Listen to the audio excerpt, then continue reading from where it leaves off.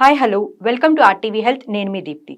ఆడవాళ్ళల్లో pregnancy అనేది ఒక చాలా ఇంపార్టెంట్ ఫేజ్ అని చెప్పుకోవచ్చు. కన్సీవ్ అయిన దగ్గర నుంచి డెలివరీ అయ్యేంత వరకు ఎలాంటి ఆహార నియమాలు పాటిస్తే మంచిది అండ్ ఎలాంటి లైఫ్ స్టైల్ చేంజెస్ చేస్తే మంచిదో ఈరోజు ఎపిసోడ్లో క్లియర్గా తెలుసుకుందాం. ఈ విషయాలన్నీ తెలియజేయడం కోసం మనతో పాటు ఉన్నారు ప్రముఖ డైటీషియన్ భార్గవి గారు. నమస్కారం మేడం. హలో అండి. హలో, ఎలా ఉన్నారు? బాగున్నాను మేడం. మనం చూసుకున్నట్లయితే ఈ ప్రెగ్నెంట్ ఉమెన్లో అసలు కన్సీవ్ అయిన దగ్గర నుంచి బేబీ డెలివరీ అయ్యేంత వరకు అండ్ తర్వాత కూడా ఎలాంటి డైట్ ఫాలో అయితే మంచిది అంటారు? ఫస్ట్ అండ్ ఫార్మోస్ట్ థింగ్గా చెప్పాలంటే ఇప్పుడు ఎప్పుడైతే కన్సీవ్ అవుతారో కన్సీవ్ అయిన దగ్గర నుంచి మనకి యూజువల్గా కనిపించే కాంప్లికేషన్స్ ఏంటి, వామిటింగ్స్ అవుతాయి, నాజియాగా అనిపిస్తుంది, నీరసం వచ్చేస్తూ ఉంటుంది, బాడీ డీహైడ్రేట్ అయిపోతూ ఉంటుంది. సో అలాంటప్పుడు ఏంటంటే వాటర్ ఎక్కువ తీసుకోవడము కానీ లేకపోతే ఏమి తినబుద్ధి కాదు, సిక్నెస్గా ఉంటుంది. సో అలాంటప్పుడు ఏం తీసుకోవాలంటే కొంచెం బ్యాలెన్స్డ్ డైట్గా తీసుకోవాలి. ఎక్కువ plenty of fruits and vegetables ఎక్కువగా తీసుకుంటూ ఉండాలన్నమాట. ఎస్పెషల్లీ ఇలాంటి టైంలో ఏం చెప్తారంటే పపాయ తినొద్దు, పైనాపిల్ తినొద్దు అని చెప్తారు. బట్ మనకు తెలియని విషయం ఏంటంటే ఈవెన్ పంకిన్ సీడ్స్ కూడా తినకూడదు. పంకిన్ సీడ్స్ లాంటివి కానీ డ్రై ఫ్రూట్స్ కానీ మెల్లిమెల్లిగా అలవాటు చేసుకుంటూ ఉండాలి. డేట్స్ కానీ, dates is very good for the foetus. Foetal growth లోపల ఉన్న బేబీ గ్రోత్ మంచిగా ఉండాలి అంటే డేట్స్ కంపల్సరీగా తీసుకోవాలి. అది first day of your pregnancy నుంచి అలవాటు చేసుకుంటే చాలా మంచిదండి. ఇంకొక విషయం ఏంటంటే చాలా మంది చెప్పేది కాశ్మీరీ కుంకుమ పువ్వు వాడండి, పాలలో వేసుకుని తాగితే బేబీ స్కిన్ కలర్ చాలా బాగుంటుంది అని చెప్తారు. కరెక్టే, ఒప్పుకుంటా. కానీ ఇక్కడ జరిగేది ఏంటంటే 3 months వరకు కాశ్మీరీ కుంకుమ పువ్వు అనేది వాడకూడదు. ఎందుకంటే that is also one of the causes for the abortion అయ్యేందుకు 100% అవకాశాలు ఉంటాయి. సో కాశ్మీరీ కుంకుమ పువ్వు వాడకూడదు. పపాయ వాడతాము అని చెప్తారు, కానీ పపాయ ఎందుకు వద్దంటారు అనేది ఎవ్వరూ చెప్పరు. ఎందుకంటే ఇప్పుడు మనం పపాయ కట్ చేస్తామండి, కట్ చేసిన ఆ పర్టికులర్ పార్ట్ మీద ఒక వైట్ కలర్ లైనింగ్ లాగా ఉంటుంది, ఒక సన్నటి తీగ. అది గనక బేబీ లోపలికి వెళ్తే పిండం చచ్చిపోతుంది అన్నమాట. ఆ ఎగ్ అక్కడే డెస్ట్రాయ్ అయిపోతుంది. అందుకనేసి పపాయ వద్దంటారు. సో ప్రెగ్నెంట్ లేడీస్ లో చాలా మందిలో క్రేవింగ్స్ ఉంటాయి. సో మనకి ఏది చూసినా తినాలి అనిపిస్తూ ఉంటుంది. సో దాని గురించి మీరు ఏం చెప్తారు? ఈవెన్ ఐ హ్యాడ్ అండి, నేను రీసెంట్ గా డెలివర్ చేశాను. సో అలాంటప్పుడు ఏమైందంటే క్రేవింగ్స్ ఉంటాయి, common, that's common for people. కానీ ఎక్కువగా ప్రాసెస్డ్ ఫుడ్స్ వైపు వెళ్ళకూడదు. అంటే ఇప్పుడు ఈ బేకరీలో దొరికే పఫ్స్ అయినా, పేస్ట్రీస్ అయినా, లేదంటే చిప్స్ లాంటివి, ఇలాంటివి ఏంటంటే క్రేవింగ్స్ ఏ లెవెల్లో ఉంటాయి, మనకి ఏదో చాలా రోజుల నుంచి ఆకలి ఆపుకున్నట్టుగా ఉంటుంది, ఏది కనిపిస్తే తినాలనిపిస్తుంది. కానీ అలాంటప్పుడు మనని కొంచెం కంట్రోల్డ్గా తీసుకోవాలి. ఎందుకంటే ఇలాంటి టైంలో సాధ్యమైనంత వరకు ఫుడ్ రెస్ట్రిక్షన్స్ చెప్పరు, కానీ మనం తినే ఏ డైట్ అయితే ఉంటుందో అదంతా తర్వాత లాక్టేషన్ మీద చూపిస్తుంది అన్నమాట, దాని ప్రభావం అంతా.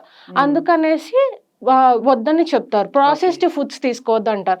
మనం తీసుకునే ఏ ఆహారం అయినా సరే జాగ్రత్తగా చూసుకుని తీసుకోవాలి. ఎప్పుడైతే ఒక బ్యాలెన్స్డ్ మీల్ తీసుకున్నాం అనుకోండి, ఫ్రూట్స్ కానీ వెజిటేబుల్స్ కానీ ఎక్కువగా ఉండాలి. అంటే 4 to 5 servings లో ఫ్రూట్స్ అండ్ వెజిటేబుల్స్ తీసుకోవాలి.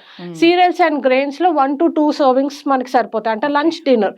అండ్ మనకి టిఫిన్స్ లో ఏంటి, ఇడ్లీ, దోశ, మన సౌత్ ఇండియన్ బ్రేక్ఫాస్ట్ చెప్తున్నాను, ఇడ్లీ కానీ, దోశ కానీ, ఉప్మా కానీ, ఇలా ఏవైనా తీసుకోవచ్చు. బట్ యూజువల్గా ఎక్కువ వెజిటేబుల్స్ ఉండేలా చూసుకోండి, సీరియల్ క్వాంటిటీ ఎక్కువగా ఉండేలా చూసుకోండి. ఇప్పుడు మనం 1 కప్పు రవ్వకి 1 కప్పుడు మినపప్పుకి 3 కప్పుల రవ్వ కలుపుతాం. ఆ మినపప్పుతో పాటు మీరు ఏం కలుపుతారు, రవ్వతో పాటు కొంచెం రాగులు కలుపుకోండి, లేదంటే మినుములు కానీ, లేదంటే మన కొర్రలు అంటారు, మిల్లెట్స్, ఇలాంటి మిల్లెట్ ఇడ్లీ లాంటివి తీసుకున్నారు అనుకో, అది క్వైట్ హెల్ప్ఫుల్గా ఉంటుంది. వాటితో పాటు కొంచెం వెజిటేబుల్ గ్రేటెడ్ వేసుకున్నాం అనుకోండి, కొంచెం క్యారెట్స్ కానీ లేదంటే బీట్రూట్ కానీ ఇలాంటివి గ్రేట్ చేసుకుని వేసుకున్నాం అనుకోండి, ఆ వెజిటేబుల్ లోపలికి వెళ్తుంది. మీరు ఎంతగా ఫ్రూట్స్ అండ్ వెజిటేబుల్స్ తీసుకుంటే లోపల ఉన్న బేబీ అంత బాగా డెవలప్ అవుతుంది అన్నమాట. ఎగ్స్ కొంతమంది తింటారు, ఎగ్ వైట్స్ తీసుకోండి, లేదంటే 2 బాయిల్డ్ ఎగ్స్ తీసుకోండి. బాయిల్డ్ ఎగ్స్ తీసుకుని 1 గ్లాస్ పాలు తీసుకోండి, అది మీకు క్వైట్ హెల్ప్ఫుల్గా ఉంటుంది అన్నమాట. సో ఇప్పుడు ప్రెగ్నెన్సీలో తీసుకున్నట్లయితే trimester to trimester baby growth కూడా ఎక్కువ ఉంటుంది. సో అప్పుడు కూడా మనకి ఎక్కువ ఆకలి అనేది అనిపిస్తుంది. సో అలాంటి టైంలో ఎలాంటి డైట్ ఫాలో అయితే మంచిదంటారు? యా అండి, అంటే ఫస్ట్ 1 to 3 months లోపు కొంచెం సిట్రిక్ ఫ్రూట్స్ లాంటివి తీసుకోవాలి. 3 to 6 months వరకు కొంచెం ఫ్రూట్ జ్యూసెస్ అవి ఎక్కువగా తీసుకుంటూ ఉండాలి. సిట్రిక్ ఫ్రూట్స్ తో పాటు ఫ్రూట్ జ్యూసెస్ ఎక్కువగా తీసుకుంటూ ఉండాలి. ఫ్రూట్ జ్యూసెస్ అంటే ఏంటి, ఇప్పుడు మన మస్క్ మిలన్ ఉంది, తర్బూజాకాయ జ్యూస్, జ్యూస్ అదైనా తీసుకోవచ్చు, ఓకే. లేదంటే మన ఆరెంజెస్ జ్యూస్ లాంటివి తీసుకోవచ్చు. ఇప్పుడు జ్యూస్ రిలేటెడ్ ఆరెంజెస్ వస్తున్నాయి మనకి, ఇక్కడ కూడా అవునవును. దొరుకుతుంది. అవి ఆరెంజెస్ వాటిని జ్యూస్ లా చేసుకుని వాటిని తీసుకోండి. లేదంటే మీకు బనానా తినాలనిపిస్తుంది బట్ అది ఫ్రూట్ గా చూస్తే మీకు తినాలనిపించడం, make it as some banana juice లాగా తీసుకోండి. ఎందుకంటే అది ఇంటికి చాలా ఇంపార్టెంట్ కాబట్టి చెప్తున్నా. ఫ్రూట్ జ్యూసెస్ లాంటివి ఇంపార్టెంట్.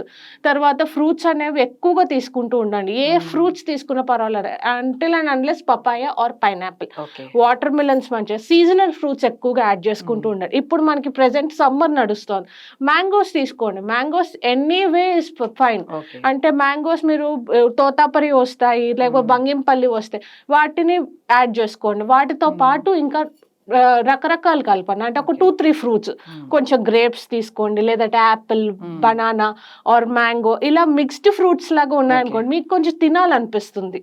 అలా ఆ విధంగా ఫ్రూట్స్ అండ్ వెజిటేబుల్స్ ఎక్కువగా ఉండేలా చూసుకోవాలి. సాలడ్స్ తీసుకోవచ్చు, పర్వాలేదు. బట్ చాలా మంది కొన్ని మిస్కన్సెప్షన్ ఏంటంటే సాలడ్ ఒక్కటి తినేసి ఆపేస్తారు. అది అవునవును. Usually you should not do that one. ఎందుకంటే సాలడ్ ఎప్పుడైనా సరే ఇంత కప్పుడు తీసుకోవాలి, ఓకే. Very small quantity. అంటే అందులో కొంచెం కీరా దోసకాయ కానీ, బీట్రూట్ కానీ, క్యారెట్ కానీ ఇలాంటివి తీసుకోండి. వాటితో పాటు ఒక కప్ ఆఫ్ దాల్ తీసుకోండి. వెజిటేబుల్ దాల్ ఇంపార్టెంట్ అండి. వెజిటేబుల్ దాల్ కానీ, లేకపోతే గ్రీన్ లీఫీ వెజిటేబుల్ ఆకుకూరలు ఎక్కువగా తీసుకుంటూ ఉండండి. ఎందుకంటే అవి ఏం చేస్తాయంటే మీకు బ్లడ్ క్లాట్ అవ్వకుండా చేస్తాయి, బేబీకి ఐసైట్ ఇంప్రూవ్ అయ్యేలా చేస్తాయి, బేబీకి ఇమ్యూనిటీ పవర్ ఇంప్రూవ్ అయ్యేలా చేస్తాయి. విటమిన్ సి కూడా ఇంపార్టెంట్. ఓకే. నిమ్మకాయ కొంతమందికి తినాలనిపిస్తుంది, ఈ టైంలో క్రేవింగ్స్ ఎక్కువ, తీసుకోండి but in a very small quantity. ఎందుకంటే ఊరగాయలు అస్సలు మంచివి కాదండి. బీపీ లెవెల్స్ చాలా జాగ్రత్తగా చూసుకోవాలి. ఎందుకంటే బీపీ లెవెల్స్ ఎప్పుడైతే ప్రెగ్నెన్సీ ఉమెన్కి ఎక్కువ అవుతుందో అలాంటప్పుడు ఫిట్స్ వచ్చేందుకు అవకాశాలు ఉన్నాయి. Okay. There is a highly chances ఉన్నాయి. కాబట్టి ఫిట్స్ ఒక్కసారి వచ్చిందంటే అది మొదటికే మనకి మోసం వచ్చినట్టు అవుతుంది. అందుకే very small quantity of citrus fruits తీసుకోవచ్చు. ప్రెగ్నెన్సీలో చూసుకున్నట్లయితే కొన్ని కాంప్లికేషన్స్ వస్తూ ఉంటాయి చాలా మంది ఆడవాళ్ళకి, అవును. లైక్ డయాబెటీస్ అని అట్లా. సో అలాంటి వాళ్ళు ఎలాంటి డైట్ ఫాలో అయితే మంచిది? యూజువల్ గా డయాబెటిక్ దాంట్లో ఏంటంటే దీన్ని జెస్టేషనల్ డయాబెటీస్ అంటారండి. ఈ జెస్టేషనల్ డయాబెటీస్ లో ఏం జరుగుతుందంటే మనకి కొంచెం కాంప్లికేషన్స్ గా షుగర్ లెవెల్స్ డౌన్ అవడం లాంటివి జరుగుతుంది. బ్లడ్ షుగర్ లెవెల్స్ స్పైక్ ఉంటాయి. ఎప్పుడైతే ఇన్సులిన్ మనకి ప్యాంక్రియాస్ త్రూ మనకి ప్రొవైడ్ అవ్వదో, ఐసోలేట్స్ ఆఫ్ లాంగర్ హ్యాన్స్ నుంచి ప్యాంక్రియాస్ లో అది ప్రొవైడ్ అవుతుంది.